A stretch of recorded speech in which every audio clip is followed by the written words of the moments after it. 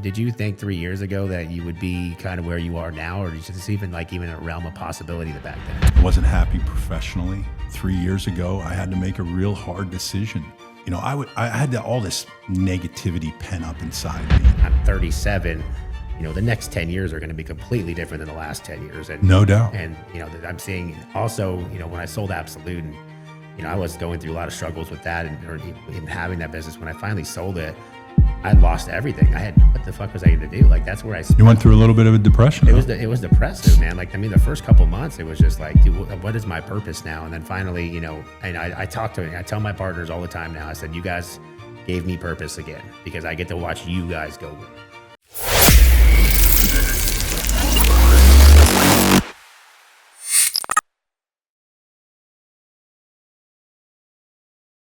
All right, everybody, welcome to the Scale with Speed podcast. I'm your host, Victor Rancour. Today, I have someone that is honestly, I look up as a mentor, a leader in our industry. Honestly, he's a leader, man, and he's someone that actually truly cares about the trades and the people all around him. He's someone that's put me in front of a bunch of people, put me in the audience, always had my back, you know, even when other people would talk crap when I wasn't there. I know that Bill always had my back, you know, behind closed doors. So he is the CEO of LB Capital, and his name is Mr. Bill Rossell, man. I'm excited to have you on. Thanks, Vic, man. I appreciate it. It's been a great day so far. Yeah. What do you think about the facility out here? I got to tell you, it blew me away. You had posted a live video just the other day, and I was like, because I really didn't know what to expect of what you had going on. I'd even said to you, which business are we doing this out of the Rocket Group? And you went live the other day and said, hey, man, this is where our shop is. And I got to tell you, 60,000 square feet of just pure HVAC training heaven going on here. You know, the ability to rally the troops to have an incredible growth path. I mean, in this space it's on fire. I actually took video and sent it to Lance and said, as we're building out our training facility, and there's a lot to model here, from, you think about something simple as, you know, the starting of the process of knocking on the door. Yeah. And then you have that whole layout of how do I walk into the home, the garage, water heater location, whatever it might be, man. It's top quality. Good shit. You know, it was, back in I think it was May of last year that, you know, my partner Rob, he's like, hey, you know, I got this building in Ohio that's for sale and I'm trying to get it. And I'm having, you know, it was hard to get the deal through. And it was like an old Dish Network building. And he was like, we do this, we should build this big training facility, and like we could train technicians from all over the country. We could take guys off the streets and teach them our process all in one place. And I'm like, yeah, it sounds great, but like, you know, we got to actually make it happen. That's a lot of money, millions of dollars to make something like this happen. And you know, when they close on the deal, we close on the office. He's like, oh, I'm gonna start building. Like, dude, it's like 3 months ago, this building was completely different. 4 months ago, it was nothing here. And it's impressive. Yeah, it's impressive. Yeah, we're going to be having, you know, everything from HVAC techs, installers, sales reps, obviously call center reps, all being trained under one roof. And then, you know, from that, it's a pretty cool setup. So I'm excited about it. Obviously, you know, this is our first event here, so I really wanted to kind of highlight what we're doing. And then so to be honest, I had never seen the building until I sent you that video. They wouldn't send me a video. They're like, you got to wait till you get here because they're still working on all this stuff. But it definitely came out good. Yeah. So Bill, tell us a little bit about, a lot of people have heard your story. You know, let's talk a little bit about, you know, where you are now. Like, you know, you obviously have your sobriety. How long has that been? I'm over 3 years. 3 years. 3 years of sobriety. Yep. Did you think 3 years ago that you would be kind of where you are now, or did you just even a realm of possibility back then? You know, no. You know, look, my story's different than everybody else's, and everybody has their story. And you know, sometimes you get humbled by when people ask you about it. But I was in a bad place. I wasn't happy professionally. I mean, I had the world by the balls, personally, and you know, I had a woman that absolutely adored me, and but you know, one thing led to another, and another to another, and you know, 3 years ago, I had to make a real hard decision, and you know, I had all this negativity pent up inside me, and you know, my wife was on a bucket list trip with her mom while she had pancreatic cancer, and she was in Hawaii, and I was miserable in the fact that I wasn't with her, and I wanted to be there with her, but it wasn't my experience, it wasn't mine. Yeah. And so her mom, and so I was hitting the bottle really hard, and her mom said, "Hey, we want you and we want you to come out with us." And I was like, holy shit, I have to get sober. And so, you think about it, like you get on a plane for 12 hours from Philly to Maui. Okay. Usually it would be like right to the lounge and then right into first class. And, you're drinking the whole way and you land in Maui and then things are just sideways. And I was like, I have to own up to not hiding my challenges anymore. And, I told my wife that, I was sorry. I apologized that I deceived her, and I look back on it, it was no different than cheating. I never cheated on her, but I was cheating on lying to her about where things were. And making that decision was the best thing that ever happened to me. I know I had a trial separation with alcohol, and it's a scenario where I feel pretty damn good. I'm not an AA'er. I'm not a 12-stepper. Yeah, me either. I just cold turkeyed it. And I know that I get to help people in what we're doing at LB Capital and coming to events and doing stuff like this and talking about the things that are important. You had said some stuff while you were introducing me, and I'm one of the dinosaurs of where it is. I mean, going to be 58 this year, and I think my best year's ahead of me because I get to be around people like you and Lance and Trent and Tommy, and you could just go down the line. And we've all had our struggles at some point in time, but I said ultimately, we want to do right by each other. And what the craziest part is, and this is something that you guys in the trades had a long time before I got into it, was Wyatt Hepworth would say, "Come visit my shop at any hour," right? Tommy would say, "Hey, come visit my shop out." And you would say, and Ish would say, "Come visit our shops. We'll share what we're doing." Yeah. And we were in the digital space, and there was no way that I was allowing Katie Donovan from camp or Yano to come into One SEO, because I always was so concerned about somebody stealing my customer. And what the trades taught me was, if you're doing right by your customer, they'll never leave you. And so from my perspective, it's something that you guys gave to me that I never had the vision to see. And it's pretty powerful when you start thinking about it, the abundance mindset. Yeah, I talked about this on another podcast, and it's like, and I look at it now, and I've always tried to help people train, but I always did it for a monetary reason, right? I think now that we still have our training program, half the time I don't even charge people. I just help them because I want to be able to help people. I want to give back, and I almost feel like an asshole for even having to charge for it. I mean, I have to pay my employees and stuff like that. But, I see like now with, Tommy and Ish and all these guys, and it's an abundance mindset, giving back. The trade that changed my life. Like, if you would have told me a decade ago, the guy that was driving a 92 Honda Accord would be in the position that I am now, there's no fucking way. And, I've been blessed, and I've gone through my struggles, and everybody's listening to this, and you got to see it publicly, right? Like, I went, I will tell you, Ray, I was the wolf of HVAC, that's for fucking sure. I was a fucking rock star. And, you give a 30-year-old kid, and that's got, it has nobody to say no around him, and let him have free reign to do what he wants. And money comes and money goes easy. Like, it was, like, if I needed $100,000, I get $100,000 tomorrow. Like, money was easy. And so, I had nobody to really, I never checked myself. And I talked in another podcast about, mental health, and, I used to think of like therapy and all that stuff. And like now, like, I have a therapist, and I had to slow down. I also have to, sometimes the hard part is sitting with your shit, like sitting with the reality of the stuff that you caused, the pain you've caused, the people, the things that you've done in your life that have led to where you are. And yeah, I wish I could go back and change a lot of things. Like if I would just go back and be the person I am now, like I would be probably one of the biggest in the industry, but I lost that opportunity because I wasn't paying attention to what was important. But I wouldn't change it. And a lot of people ask, like, would you go back? No, I wouldn't change anything. I had to pay for an education. I had to learn my lessons. And I think, like you said, I'm 37.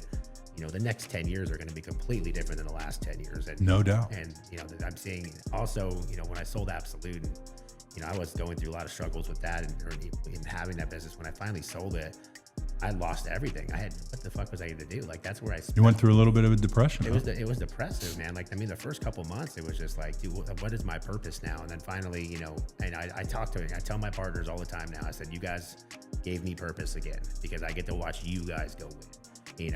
And one thing, and I talked about my internal partners at Rocket Group, but like, all right, we talk about our external partners. I'm like, I'm going to change these guys' lives. I'm going to make them more money than they ever thought was ever possible. And that's what wakes me up now, and it gets me excited. And I also know to do that, I have to be a better person. I have to be on my A game. I have to be the person that could be the leader of that thing. Cause I'm the one that drives this thing and pushes it forward. So, and obviously when I get the messages from you and you checked on me when I hit my 100 days, and I also told myself I'm not gonna post about it anymore or count the days. And I actually looked back to, I think yesterday was like 115 or 100 something like that. I haven't been looking at it because I'm like, I don't want to focus, like that's the past to me. I don't want to deal with that anymore. It's interesting you say that, because my son, he asked me, he said, Dad, why do you make such a big deal about your milestones? And I said, why do you tell me about what your max out is in lifting? Because, he plays college football. And, you tell me that you're maxing out where you did this, this, and this, and this. I said, it's a win. And like, when you have this, and you have this struggle in your life, you have to celebrate the wins. We talk about celebrating the wins. Now, like I said, my story is very different. I don't go to AA. I just know that if I drink again, it's not a good situation for me. But I'm going to celebrate those wins, just like I encourage everybody to do. And, reaching out to those people that you care about to tell them how proud you are. It's not just about the business side of things. It's about the personal side that makes us all want to work harder for each other to see their success. Yeah, I also thought, drinking and partying was part of my identity. I thought that's the only reason people wanted to be around me. Like they expected that from me. And like now, like going through events and doing things like this and like realizing like, no, like they would rather have that real connection and not like, you don't have to go throw a big party. They'd rather just hang out with me and talk shop and talk life and goals and all those other things. And it had just become such a part of my identity that I didn't really know how to even go about things without doing it. It's funny is that you talk about it being your identity. Like, more people know me now as sober than knew me. Well, people didn't know that I was drinking. There, people would be like, what? You had a problem? Yeah. Because I was so good at hiding it. But the person I knew I wasn't hiding it from was me. Yeah. And so, look, everybody goes through struggles. They go through struggles in business. They go through struggles in personal. It's just a matter of who you have yourself around that can help you get through those struggles. And, there's nothing, Lance said something, he shared a post about you. I don't know if you remember it. He said, when Vic's on, Vic is the best at doing what Vic does. And since you've been in this new part of your life, man, you're on fire, dude. Well, and I totally, and that's something that pisses me off. And I think, people know, like, they see the struggle part of it, but like when I'm always like, anytime whatever I've wanted in life, I can have. And I think that's almost one of the things I talk to my therapist about. Like, everything just sounds easy, that it's not serious to me. It's like, what if I, whatever, I can fail and do fine again. And then I think, as I'm, going through and I'm waking up, and the one thing they don't tell you about sobriety is that you actually fear life and you actually care more. Like, before it was like I was a wild guy, and like now I'm like fucking scared to do everything. I don't know. I just don't, I think it's a completely different mindset. Like, I would go blow money. Now I'm like, I think about every dollar, and I think like I just think differently. But I think when I saw that Lance sent that video, and he had said it to me in person before and all these things, and obviously that video is, I watched it and people were like, yeah, like other people reached out and said like, dude, we've seen you. When you're on, you're on. But when I'm off, I'm fucking, see you later. Dude. See you next fucking Tuesday. See you next month. But don't you feel better? Don't you feel better being on the way you're on now? Yeah. Well, I also enjoy joking about it. I'm like, hey, like last time, like, you guys ready to go to the bar? Let's get fucking wild tonight. They're like, what? I'm just kidding, bro. I'm not doing that. So what's crazy is my wife and I were out to, and I have no problem. Like, I'll close down the bar if we were out last night, and I just wouldn't be drinking Jack and Coke. I just drinking Coke. Yeah. Right. And so we were out, and my wife and I we were out, and I like sitting at the bar better than I like sitting at a table. Yeah. And so we were sitting at the bar having some lunch, and I'd ordered my Coke, and she had ordered a glass of Sauvignon Blanc, and she turned to me, and she went, "Cheers," right? Like she took the cup and she went, but I only heard "here," and I was like, "What the hell? You know, you want me to drink?" And she's like, "No, I said cheers." And she said, "Well, what if I had said it's okay?" And I said to her, I said, "I'd be so disappointed in you because you've told me that the best you've seen in me is being this guy versus being that guy, that I would question our relationship because of the fact is that you were pushing me to do something you knew wasn't good for me."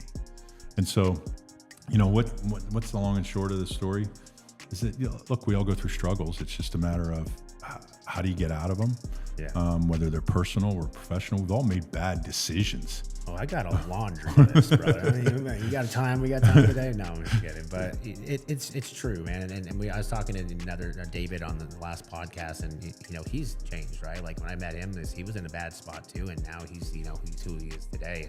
Yeah, and hearing his story about what his business went through, man, that is a struggle. Yeah, he went through. I mean, he went through all the same stuff that, you know, the stuff that we all do in the dark. Like a lot of times, you know, people don't see the struggle that's going on because we're hustlers, right? Like, you know, I think that's the one thing that kind of identifies a lot of successful people is like, yeah, they can fail, but they're so good at hustling to figure out another way around it that, you know, they sometimes you don't see it.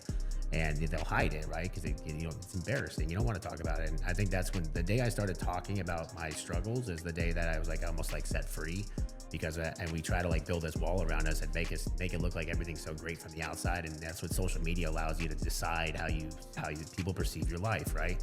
And then when you have to wake up and realize it, you're like, oh man, like when I started telling the struggles that I went through, I was like, good, I don't have to fucking carry that anymore. And I think that's, you know, that's part of like the therapy stuff is like, you know, I'm just trying to like unload the baggage. Like I'm embarrassed about a lot of stuff. I've embarrassed my friends, my family, my team members, everybody by not being the best me, because they all believed in me. They all knew they all knew what my potential was, but I wasn't living up to it. And you can see it like even my brother and like everybody around me, because like they held me up. Without them, I would have just been nothing. I would have been nothing, but they held all the pieces together so I could get to where I am today.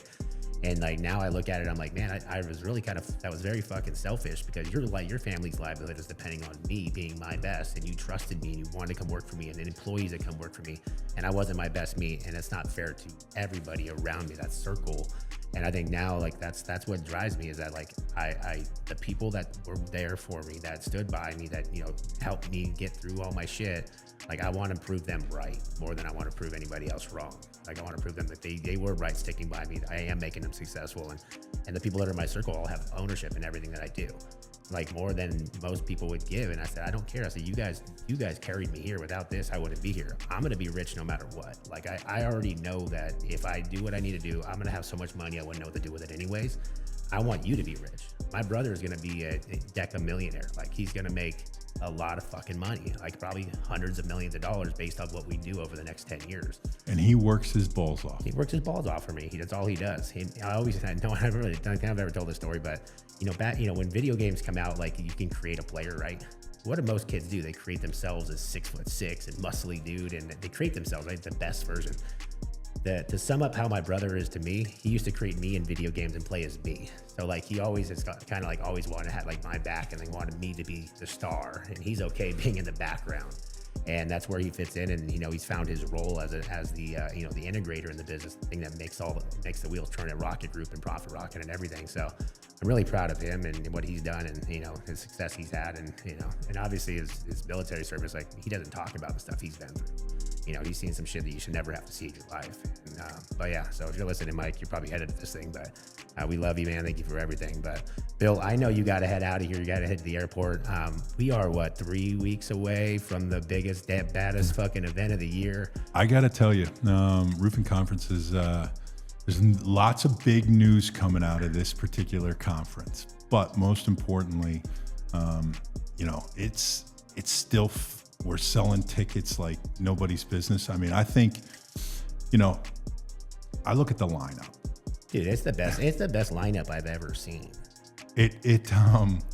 You know, it's something I'm really, really proud of that we put it together. It has a little bit of everything. You know, I think, and maybe you've probably been to more industry events than most people have been. I don't know that Jesse Cole has stepped on a home service conference stage yet. And his story of what they do at the Savannah Bananas. Dude, it's badass. I'm a big fan. Like that. When I saw that, I'm like, I gotta be there. And then obviously you guys let me speak, which is fucking crazy. And then we get Tebow, right? Yeah. Okay.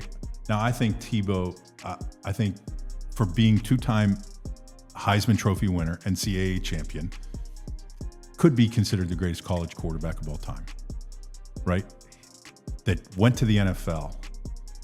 And because he wasn't what the prototypical NFL quarterback, he overcomes the challenges, and he's been successful in everything he's done. I can't wait to hear his story. And then closing out, the Eddie Alvarez. Yeah. Okay, now for those UFC fans out there, like, I heard him speak, Vic, two weeks ago. And his story, like, he was so raw. Like, we get all these polished, you know, speakers that do a really good job on stage, you know, that they're going to be there. You're going to have Tommy, and you're going to have, you know, the PE group that Lance is running, and Lance's, you know, his whole presentation game has been elevated across the board. You're leading this, you know, speed to lead integration panel. Everything that we're doing there is about doing one thing. It's not just a roofing conference. It's a conference for home service professionals. Yeah, and I'm glad you guys are rebranding it, because I think, you know, when I went to it, it didn't feel like it was just all about roofing, right? Like, and I think that what you guys do, it translates, you know, business translates across the board, but what you guys are doing is more than that. And just the lineup you put together, like if you look at it top to bottom, are some of the most successful home service people. And when you look at the lineup is actually the relationships that Lance has built. He's built relationships with every single one of these people, and that's, you can't normally get all those people on one stage, but because of how you guys have built your relationship and built your business, and that should be part of the story at the event, and like that, the relationship stuff, what you guys do at LB Capital. But like you look at it, like all these people would never be on a stage together probably ever, but because of these are just relationships that you guys built, and I think that's the powerful thing too. Well, listen, I appreciate you having me on. I do got to catch a plane.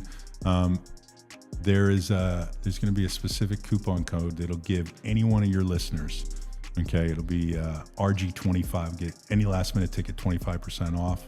You put that in the thread that goes out, and we'll get it from there. Yeah, get your tickets to the Roofing Process Conference. Marco Island is December 3rd, 4th, and 5th. 3rd, 4th, and 5th. Are you bringing the Cybertruck this year? No Cybertruck this year. I think that's a whole other story.